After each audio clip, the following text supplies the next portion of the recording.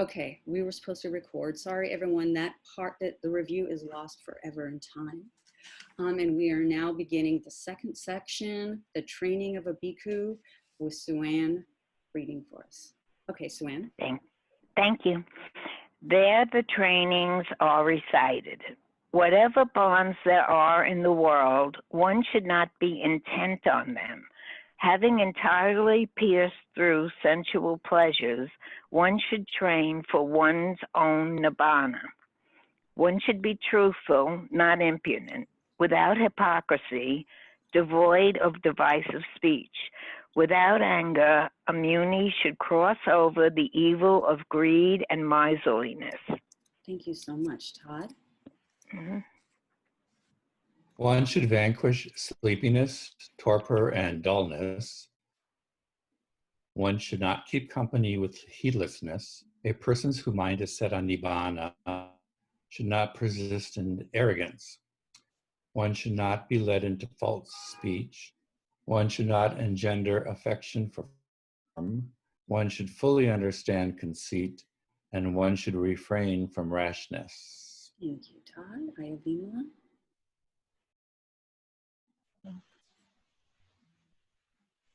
One should not delight in the old. One should not form a liking for the new. One should not sorrow over what is diminishing. One should not be attached to an attraction. I call greed the great flood. I call longing the rapids, the basis, compulsion, the swamp of sensuality hard to overcome. Thank you so much. So already we have a lot going on here. I have to just say before we move back towards the beginning that I'm going to give this last stanza here that Ayavimala read a big thumbs up because I just love that. So then, going back to 940. So the trainings are recited. Whatever bonds there are in the world, one should not be intent on them. Having entirely pierced through sensual pleasures, one should train for one's own nibbana. Stephen, what are we talking about when we say bonds? Well, I think here it seems to be used in a kind of general sense, not in a sort of technical sense, of whatever just binds us to repeated samsaric existence. I'm not sure if it's referring to the 10 fetters, but anything that sort of we become attached to. And I think that's kind of reinforced in the third line of the stanza, having entirely pierced through sensual pleasures. And so I think the Buddha is here asking us to what he constantly says, which is to see things as they really are. And so if we could see things as they really are, which of course in a very brief summary is to say that they are impermanent or constantly changing, that they are unsatisfactory in an ultimate sense, and that they are not to be taken up, they cannot be taken up as one's permanent self, we can say in that way that we've pierced through, we've seen things as they really are, that things, of course, no one is denying that some things are pleasurable, but we have to understand them in their true nature. And when we can sort of set these things aside, we're no longer bonded to them. So that's how I'm taking it. Yeah, me too. And I even want to take that word bond just a little bit farther, tweak it. You know, to me, it's almost like being bound to something, being tied. It's sort of almost like a semi-sense of enslavement. And again, I really like what you're saying, and we've said it before, and I know it gets so confusing. What is it to live if we can't enjoy? But craving is not the same as enjoyment. For example, the last few hours, I've been craving ice cream. Now, I will tell you, vegan ice cream, Suan, but I will tell you I've gained 10 pounds. I mean, I haven't weighed this much in a very, very long time. So if I were enjoying ice cream night right now, that's in the here and now, and that's okay. But the thing that's not is the thing to look for is the craving, right? And this craving that I've been having for the last few hours, I'm going to be honest, it's not pleasant. So this, please remember when the Buddha's talking about, sensual pleasures, it's not just the innocuous sensual pleasures, but the craving that goes along with it, and how easily it is to go down that path of impulsivity in regards to that. And then in the next section, one should be truthful. I took note of the commentary, and perhaps some of y'all read it as well. But when he's speaking of truthfulness here, he's talking about 3 ways of being truthful. Truthful in speech, that is not telling lies. Truthful in knowledge, that is saying what you know and not saying what you don't know, or saying that you're the greatest genius the world has ever seen, this type of thing. Not that I'm thinking of anyone when I'm saying that. And follow the true path. So these are the truths that he's speaking of. And then he's saying without hypocrisy. And we all know what hypocrisy is. But in this part, he's saying hypocrisy, which is the devious conduct that goes along with misconduct that we might have engaged in, such as bodily misconduct, verbal misconduct, and yes, even mental misconduct. If I say something to Vimala about Todd, and then I'm like, oh my gosh, I hope Vimala doesn't say to Todd what I said, and then I start going around and trying to like move situations to where Vimala's never in the room with Todd alone, or I'm there to make sure she doesn't spill the beans. This is a devious conduct that we're speaking of. It's trying to really hide the true self from others, and it's also inserts a split within ourselves, this schism between the part that we like and admire, and then the part that we are kind of is hidden and we feel somewhat ashamed of. And if to engage in truth, in speech, knowledge, and behavior, we can be free of all that nonsense. I liked it that the commentary said, talked about an evil wish, thus may no one find out about me. And so, I mean, I think that this we talk about lying a lot, but we also talk about lying to oneself. That if we don't even admit to others what we're really doing, and creating a charade, then that's something to really watch out for. I'd like to say something about this may no one find out idea. Sure. One thought is there's a way to think that that's not evil. Like if a person does something that they would feel very prideful about, they might think to themselves, well, I hope no one finds out, because if they find out, they'll talk to me and it will inflame my ego and I'll feel so great. So they might wish, hope no one finds out. Not that they are going to lie to anyone about it, but that they don't want it to be shared because it inflames their own defilements. Like I think there was a sutta with a young boy who was an arahant, and it said something like, "May no one know this," or something like that. Maybe out of humility. Mm-hmm. Not in this case. If he was an arahant, he doesn't have defilements. But I think there's another take on "May no one find out," though it's not what they're talking about here. I think what we're talking about here is hiding one's behavior and trying to present a persona of something that one is not. I think that the point is, so if I was talking to you, but then out of the range of this camera, I had my bottle of scotch, but I was talking about keeping precepts, I would be hypocritical.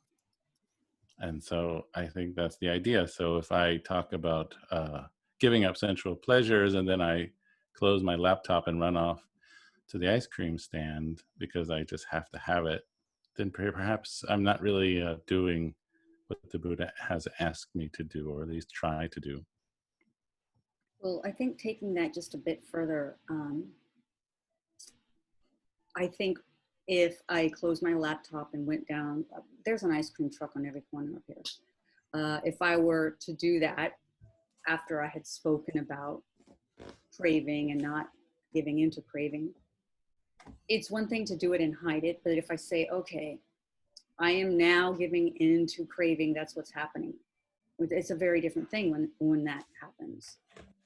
To me, then I feel like I could see y'all and feel a sense of integrity. Whereas if I, as Stephen said, if I had the scotch here or whatever he said it was that I was hiding, I just don't know how someone could have any integrity and do that. Well, because it seems to create a lot of tension in the mind that we're trying so hard to sort of put up this face of piousness, but we are falling down with our own prescription. And so it's a type of conflict and sadness and stress that we're setting up for ourselves. Perhaps it's better to just say, well, I too, of course, really want ice cream, and I might go run out and get some ice cream too, but at least I understand that this craving is a type of suffering. And to tell people that is already, I think, a wonderful thing. Yeah, agreed. And I'm really,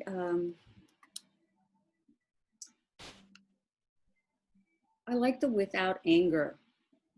And I like the language of crossing over the evil of greed and miserliness. I just kind of envision like we're walking, I see this little lake, I don't know, maybe it's a river for some people, of greed and miserliness, and then crossing over it.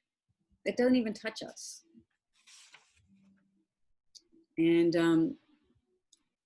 I'm going to ask Stephen to touch on the stanza 8, number 942, because sloth and torpor, that's a big one for me. In fact, I just got it from the map, so I'm honest about it. Sloth and torpor are sleepiness, torpor, and dullness. And so I think sometimes, of course, this is overlapping quite a bit with one of the classic five hindrances, typically translated as sloth and torpor. But I think it's important to separate out when one is just exhausted and one literally can't keep one's eyes open because they haven't slept enough, and this quality, which is different. So there's exhaustion because one hasn't fully rested. And then there's this kind of sense of blankness, a grayness of the mind, a kind of laziness of the mind, not sluggishness of the mind. In fact, the word that's often rendered as sloth is tina. And tina, in a literal sense, has a stiff quality. So the mind is very stiff. It doesn't want to do anything. You're sort of content spacing out, letting the mind just kind of run amok. No attempt to try to guide it or rein it in any way. And so I think that's what this is talking about. I think this is talking not about, oh, I just need to take a break and have a nap, but rather this idea of the willingness to kind of just pass out, the willingness to just want to black out and not look at things. Because as we all know, a type of sleepiness happens when we're just really not wanting to face something. I've experienced that. Sometimes I've had to do take a class, and it was not very desirable, and I felt this overwhelming fatigue, like I really needed a nap. But then I noticed after the class was over, I was perfectly fine. I wasn't in any need of a nap. And so it was all sort of a kind of a mind game.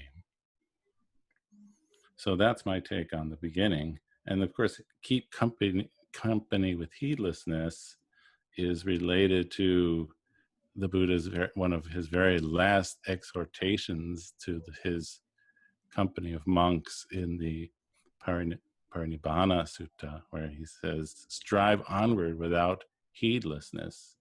And so, of course, again, it's related to mindfulness and clear comprehension. We need to be aware of what we're doing, and we need to understand if it's a wholesome or an unwholesome action. And so that's how we can be heedful, not keep company with heedlessness.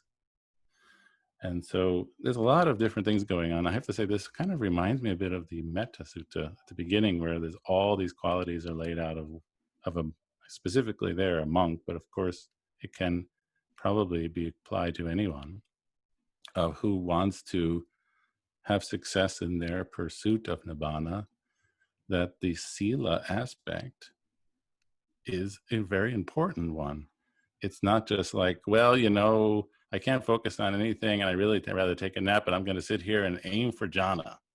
Well, that probably won't happen.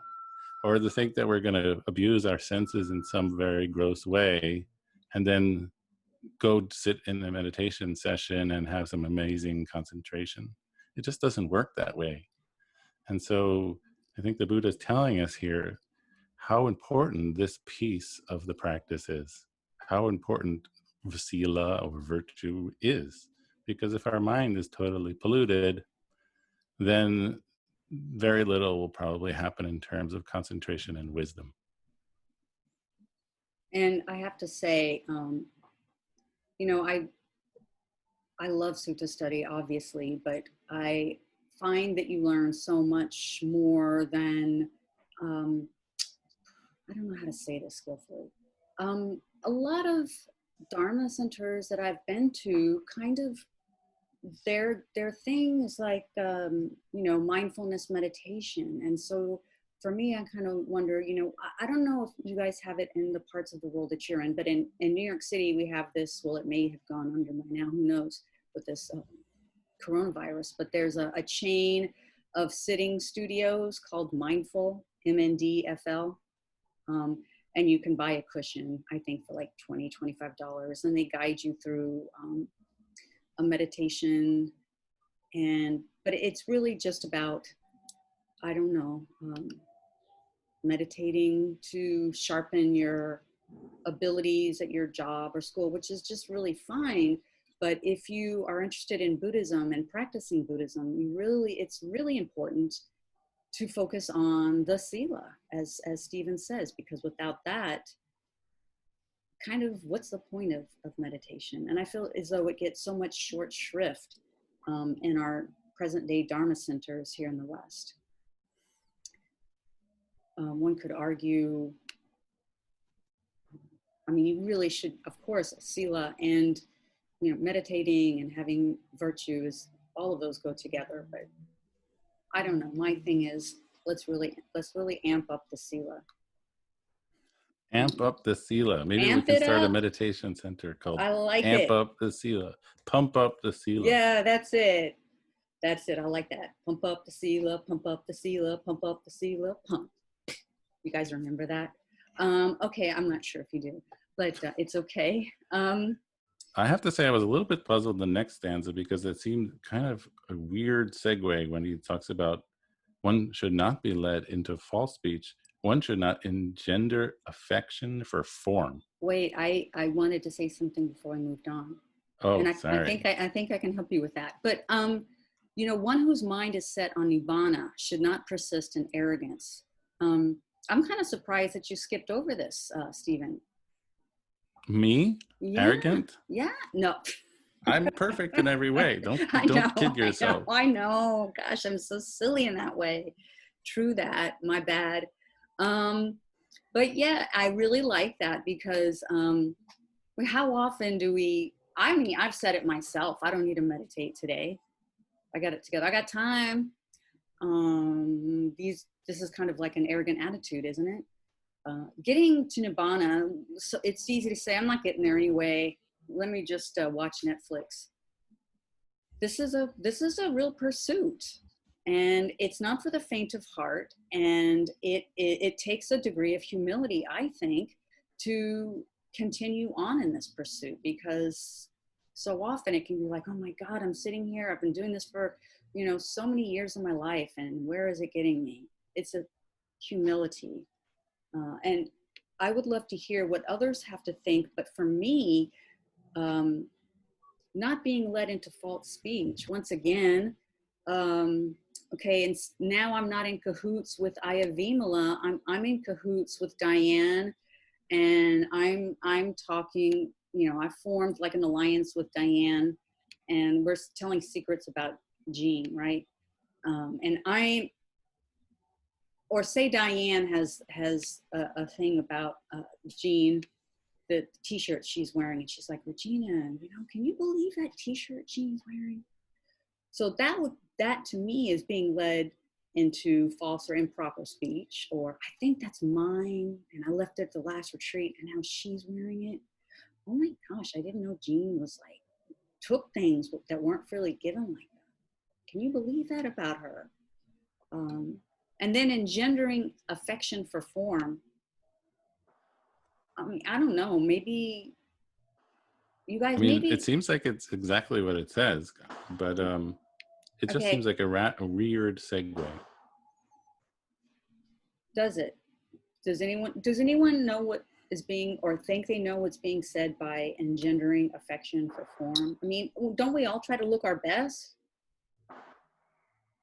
I mean, don't grow in your like for how other people look. Don't grow in your like for how you look. Well, engendering means like giving birth to or creating, right? So like if I put on fancy clothes and makeup and earrings, which you all see I don't have, I'm trying to, in a way we could say I am trying to induce one to appreciate my form. Or David, let's say you've been like pumping iron and you've got now all of a sudden these giant muscles and you're wanting to wear a t-shirt to show them off. Wouldn't that be kind of engendering affection for form? It makes sense to me if a person, they go to work out and then they are very proud of their body and they look at themselves in the mirror and they admire themselves, and they look at themselves in a tight shirt and they admire themselves, and they walk around thinking, I must look really great with all these muscles. This is involved with affection for form, and in this case, their form. In this case, their physical body. That makes sense to me. David, have you ever like tried to dress in a certain way to appeal to others? I have. There we go. Any other thoughts? Jean, were you going to say something? Well, I was thinking of form. It could be another person,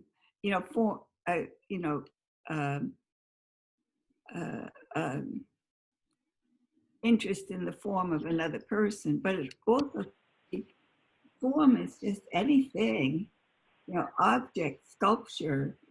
I mean, there's all kinds of form all around us that we have opinions about or feelings about, and that, we may be attached to or not, like a beautiful vase or, something like that. And so I just took it as a very general, and since it's one of the aggregates, it seems like to fit right in to me. Oh, you make very good sense. That makes perfect sense, Jean. Absolutely. I just tend to focus on the body. Having been one who worked in advertising, kind of wonder how you can not do false speech and be a copywriter. But yeah, I was in advertising too, and I got fired for making fun of it at work.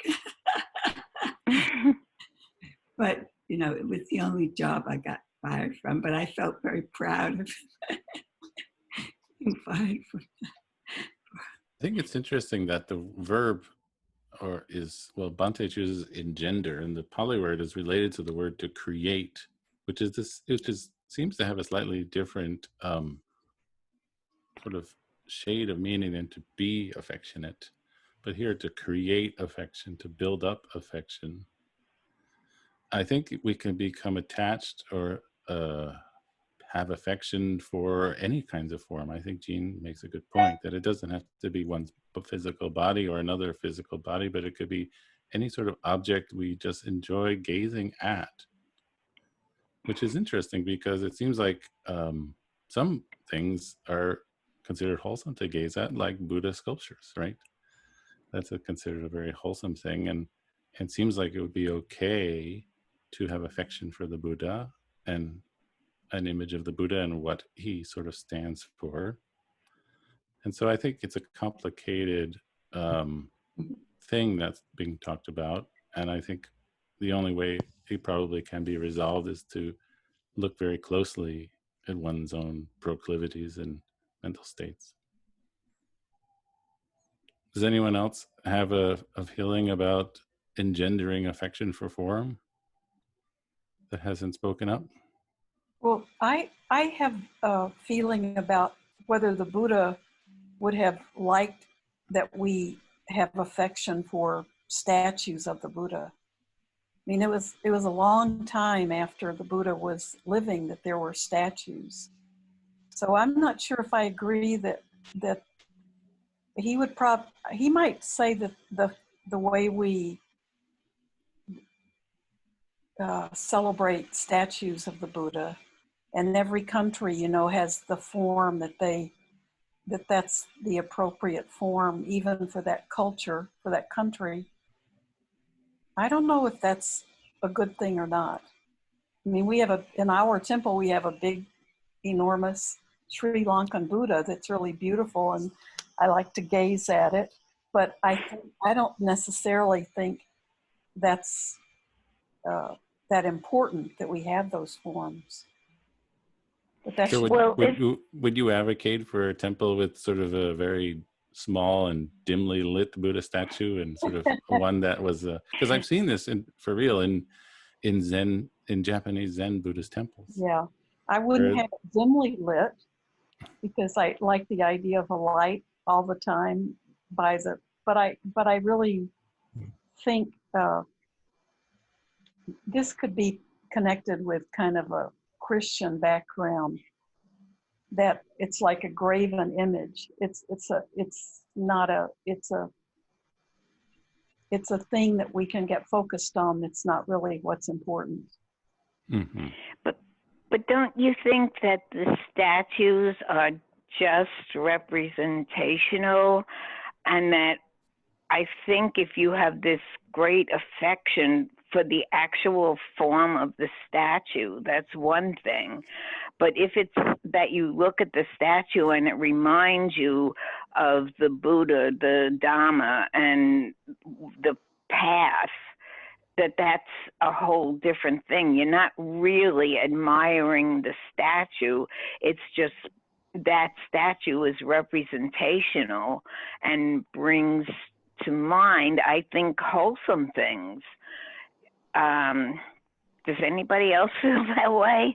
That it's not the statue that we're finding affection for, but rather what it represents, what it means.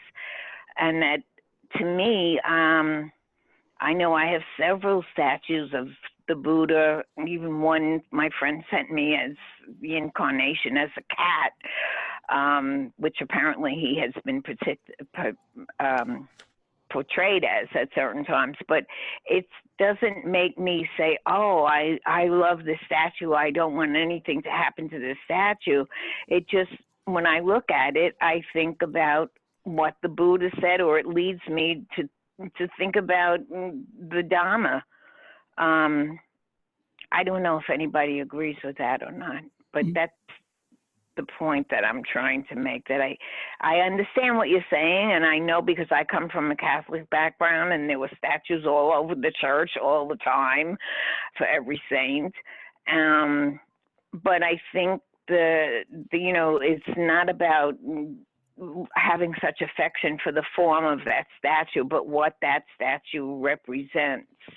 Yeah, I think that I have a different feeling about that, because when I look at a statue that it's very done in such a way that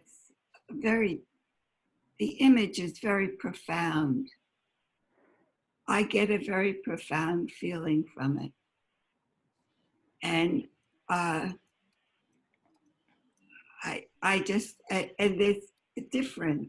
I feel differently about a different, and maybe I'm clinging to the statue, but to me it makes me feel deeply reverent And anyway. I can understand because in, for example, literary theory or semiotic, there is a relationship at the difference between form and content. Leonardo is here now. Leonardo, contenido is content? Yes. Okay. Then form has to be with relation, with the symbolic. It's beyond the content. It's what is something represent further. Then it makes sense when you talk about body or you talk about situation or you talk don't attach to an statue or something like that, because it's not the form.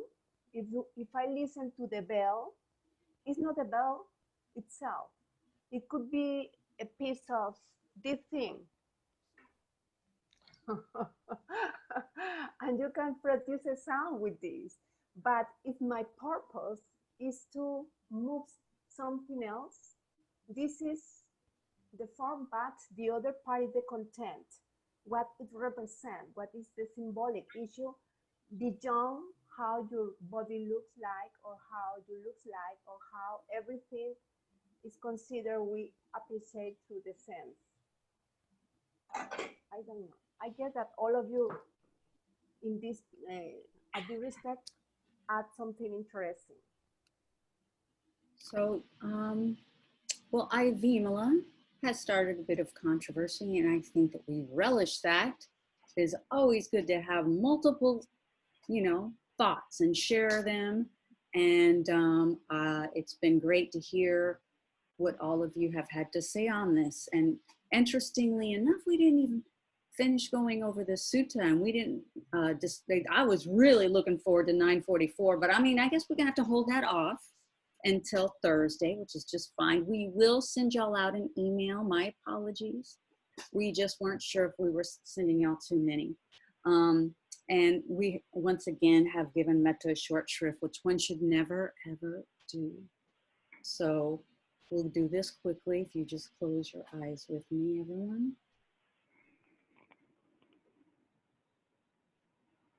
And just visualize a golden light in your heart and mind in your chest center, radiating throughout your body, covering the entirety of your chest and forming an aura around your head. An aura of wholesomeness, an aura of good intentions, and knowing that peace and goodness has to start from within. Repeating the phrase, may I be happy, may I be healthy, may I live with ease, may I be a source of kindness to the world. Let's do that again. May I be happy, may I be healthy, may I live with ease,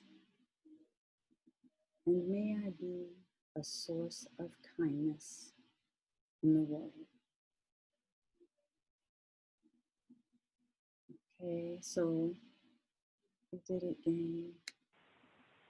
And if you have any time throughout the rest of the evening, if you can repeat those 4 phrases, that would be great. And if you find yourself unable to sleep, I always find reverting to metta is good, because if I don't ever fall back asleep, I'm still doing metta. And if I do fall asleep, I have sweet dreams. All right, and I hope that you all have a wonderful rest of your day, rest of your weekend. I'm so glad that you decided to spend your Sunday with us. We always enjoy your presence here at Sutta in the City, anytime, anywhere. So thank you all. I look forward to seeing you Thursday. Thank you.